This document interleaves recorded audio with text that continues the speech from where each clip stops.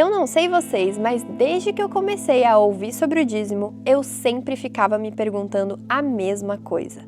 O que acontece com o meu dinheiro?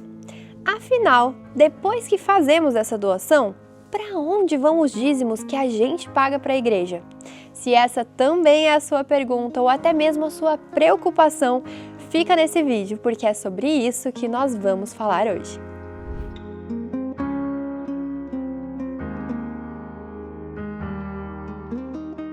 Primeiro de tudo, vamos entender o que é o dízimo? O dízimo é a doação de 1/10 da nossa renda para a igreja. E pagar o dízimo é um mandamento dado por Deus para todos nós, tá? Esse mandamento tá lá na Bíblia, em Malaquias 3. A gente tem um vídeo específico sobre o dízimo aqui no canal e se você quiser aprender mais sobre ele, clica aqui em cima. As Escrituras nos ensinam que nós devemos pagar ou devolver a Deus 10% de toda a nossa renda. Não do que nos sobra no mês, mas sim de tudo que entra. O dinheiro do dízimo vai diretamente para a conta da Igreja de Jesus Cristo e, de certa forma, volta para nós por meio de muitas bênçãos. Eu mesma já recebi várias e eu tenho uma história muito legal que eu mesma vivi ao cumprir com esse mandamento. Se você quer ouvir, continua nesse vídeo que eu já te falo. Primeiro, vamos entender como o dinheiro do dízimo é utilizado pela igreja. Eu separei alguns tópicos, assim acho que fica mais fácil para a gente visualizar. Primeiro, construção e manutenção de capelas e templos. Essa capela e a sua manutenção é feita com o dinheiro doado pelos membros. As capelas são muito importantes para a adoração a Deus. Por isso, elas estão presentes em quase todas as cidades e bairros. Há um esforço especial para que as pessoas tenham onde adorar o Senhor perto de suas casas. Os templos também são locais especiais mantidos e construídos com esse dinheiro. Eles são considerados os locais mais sagrados e importantes de adoração na Terra. Lá, nós fazemos convênios especiais com Deus, convênios que todos nós precisamos fazer.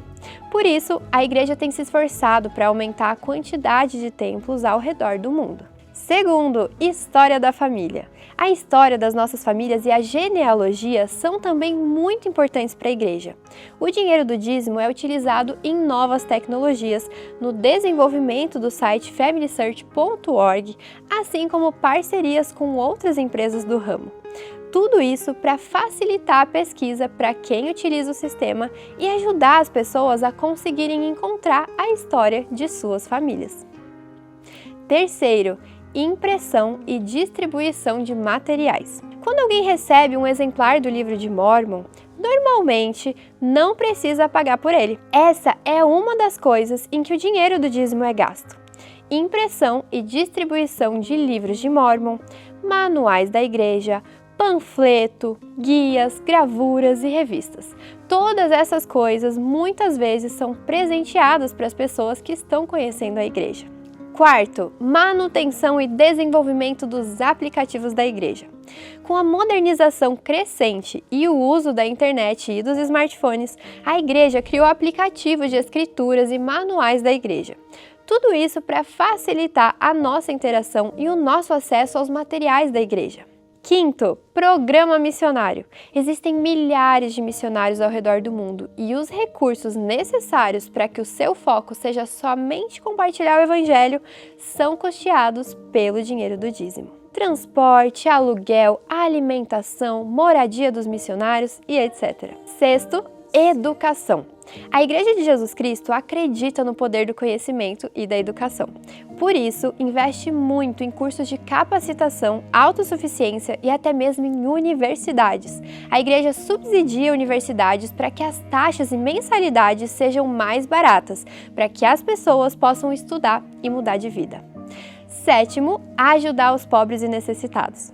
A igreja tem parceria com diversas organizações internacionais de ajuda humanitária que lutam principalmente para distribuir remédios, alimentos e água para os mais necessitados. Localmente, a igreja também ajuda os pobres e necessitados em necessidades temporais. A Igreja de Jesus Cristo entende a importância do dinheiro como um recurso que facilita as nossas vidas. Por isso, enfatiza a responsabilidade financeira, ensinando os membros a evitar dívidas e e a economizar para os tempos difíceis. A igreja é diferente de empresas com fins lucrativos. O dinheiro do dízimo é administrado por um conselho formado pela primeira presidência, pelo quórum dos 12 apóstolos e pelo bispado presidente, que decide como que os fundos do dízimo serão alocados e age de acordo com revelação. Como eu disse lá no início, pagar o dízimo é um mandamento revelado em Malaquias. Mas vocês já tiveram a oportunidade de ler essa escritura? Ela é tão linda!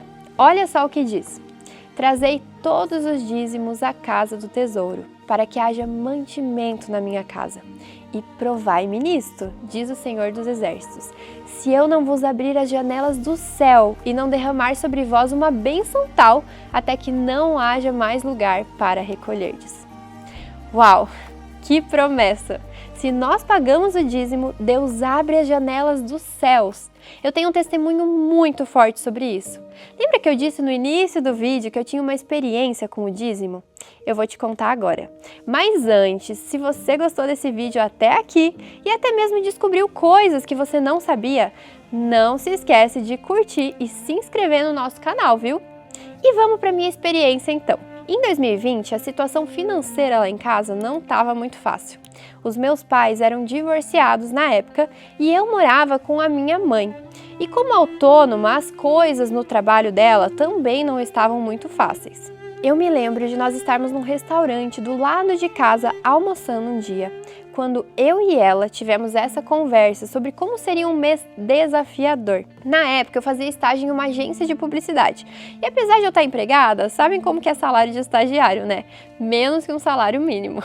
Mas pelo menos eu ganhava vale-refeição e aquele mês a comida lá em casa seria patrocinada por esse vale. A gente estava bem cabisbaixa, preocupada de verdade, quando eu decidi então abrir o aplicativo do meu Vale-Refeição para ver quanto que eu tinha e como que a gente poderia utilizar aquele dinheiro da melhor maneira no mercado aquele mês. Para minha surpresa, quando eu olhei, eu mal pude acreditar. Tinham depositado o dobro do valor que depositavam todo mês. Eu olhei para minha mãe, mostrei o celular e nós duas ficamos sem acreditar. No mesmo dia, eu fui no RH da empresa falar que eles tinham cometido um equívoco e depositado a mais. Mas para minha surpresa, novamente, eles checaram e disseram que não tinham depositado a mais. Foi um milagre. E essa foi a minha primeira experiência com o dízimo que eu pude perceber, porque na verdade eu sei que eu já vinha recebendo inúmeras bênçãos muito antes dessa experiência. Mas graças a esse milagre, naquele mês difícil, não faltou comida. Eu sei que isso só aconteceu porque eu já tinha tomado a decisão, muito tempo antes, de viver a lei do dízimo. Como eu sou grata por viver esse mandamento e ver Deus abrindo as janelas dos céus na minha vida. Se você tem dúvidas ou até mesmo medo de pagar o dízimo, se lembre do que o Senhor te fala em Malaquias. Provai-me nisto. Esse é o convite dele para você. Agora me conta, você já teve alguma experiência sagrada por pagar o dízimo? Compartilha comigo aqui nos comentários. Se tinha algo das coisas que eu citei que você também não sabia sobre como que a igreja usa os fundos do dízimo, me conta aqui. São muitas, né? Eu descobri várias. Eu tô deixando um artigo aqui na descrição do vídeo com mais detalhes sobre como é utilizado o dízimo na Igreja de Jesus Cristo dos Santos dos Últimos Dias. Se você quiser saber mais, é só você conferir. A gente se vê no próximo vídeo. Tchau, pessoal!